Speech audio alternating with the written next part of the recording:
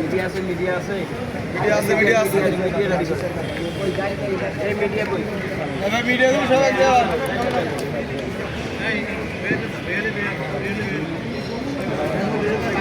আমরা মিডিয়া সবাই আসেন মিডিয়া মিডিয়া মিডিয়া মিডিয়া জোরে কথা বলবেন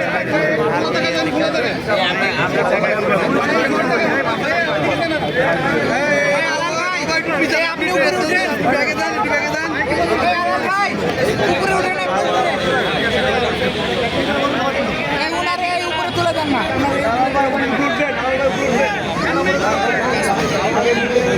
উপরে উঠে না উপরে উঠেন না উপরে উঠলে ভালো হয় সবাই দেখতে সব মিডিয়া পাবেন ভাই আপনি নিচে নামেন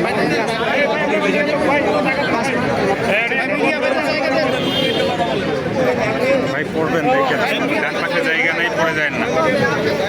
ভাই আপনি নিচে নেমে যান না প্লিজ কত বলবো কত তেলের সামনে যান সামনে কথা বলে নিচে চলে যান এইদিকে নিচে চলে যান এই যে নিচে চলে যান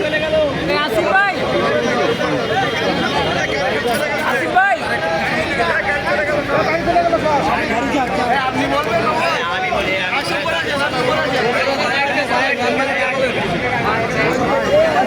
বসেন বসেন গাড়ি কি ছাড়বে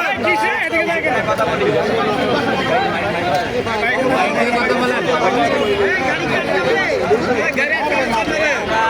আমরা আমাদের যে বাংলাদেশ সেনাবাহিনীর প্রতিনিধি দল এখানে আসছিলেন আমরা এর আগে যারা কিন্তু কনসুলিত হয় নাই আমরা আপনাদের কাছে আমাদের দাবি দাবার কথা বলে রাখছি গণঅভ্যুত্থানের পর বাইরে বোঝা যায় না মাইক ইউজ করেন তোমরা যদি চাকরিচ্যুত হও তোমরা কিন্তু আমাদের এই মনোনয়নের পর এমত অবস্থায় আপনারা জানেন যে আইএসপি কর্তৃক একটা আমাদের সৈনিক নাইমুল ইসলাম গ্রেপ্তার হয়েছে আমরা তার বিষয় বলছি আমরা ধরন করে আমার কথাটা শুনবেন নাইমুল ইসলাম বলছে নাইমুলকে আজকে মুক্তি দিতে হবে তিনি বলছেন যে আজকে সন্ধ্যা 6টা পার হয়ে গেছে যার ফলশ্রুতিতে জেলখানায় মনে করেন যে তাকে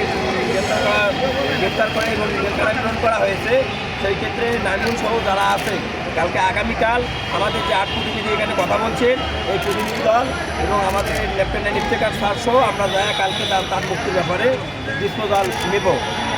এখন আমি আপনাদের এই কথাটা বলছি যেহেতু আজকে সন্ধ্যা গড়িয়ে গেছেন সেহেতু সম্ভব না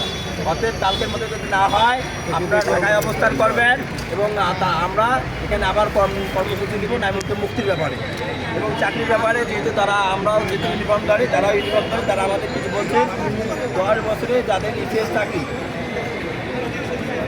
তাদেরকে পুনর্বহালের জন্য তারা সর্বাত্মক চেষ্টা করবে এবং যাদের মনে করেন যে তাদের না করতে পারে তাদেরকে